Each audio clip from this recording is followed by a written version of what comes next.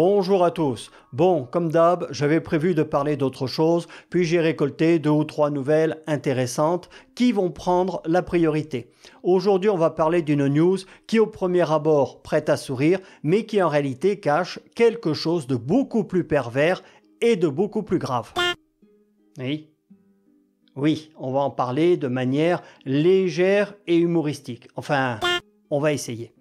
Donc, article de l'Autojournal du 12 septembre, c'est tout chaud, et écrit par Quentin Dubois.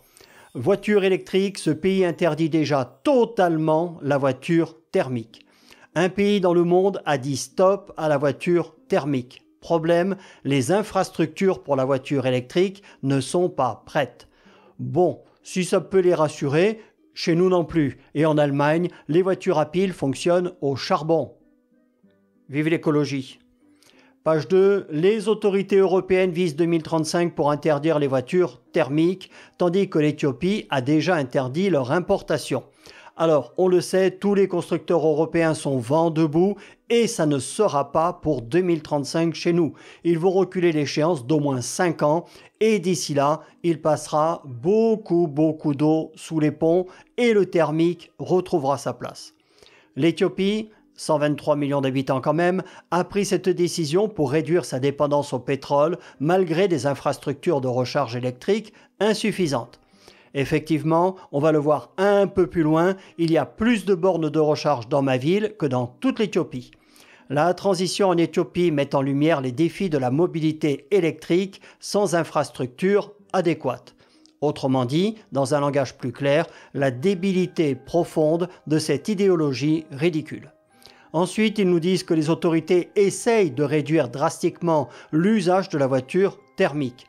Tout à fait, et c'est pas pour des raisons écologiques, l'Éthiopie, comme beaucoup d'autres pays africains, est désormais sous la coupe des Chinois qui fabriquent en masse des voitures électriques dont personne ne veut et qu'il faut bien essayer d'écouler comme ils le peuvent.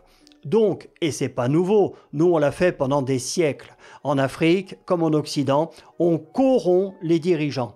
Voilà, il faut appeler un chat un chat. Non, c'est juste une expression. Page 3, une décision étrange et problématique. Donc, je résume, vous faites arrêt sur image si vous voulez tout lire. Ils expliquent que dans cette décision de vouloir forcer les populations à investir dans la voiture électrique, ça amène certains pays à prendre des décisions illogiques. Forcer, hein, vous avez bien retenu le mot. Qu'en Europe, l'échéance de 2035 qui est repoussée permet à chacun de s'adapter et aux infrastructures d'être créées. Oui, avec des milliards d'aides publiques issues de nos impôts et souvent, une fois l'argent empoché, ces infrastructures ne sont plus entretenues car jugées pas assez rentables. Donc, ils expliquent que l'Éthiopie traverse une crise économique importante, nous aussi, et de fait, elle est incapable d'importer du pétrole en grande quantité. Oui, nous on a résolu le problème, au lieu de l'acheter au prix normal aux Russes, on le fait transiter par l'Inde et on le paye 3 fois plus cher. Donc, afin de réduire sa dépendance aux énergies fossiles, l'Éthiopie a pris la décision de passer à la voiture à piles. Ça sent un peu la langue de bois cette phrase, ne nous mentons pas.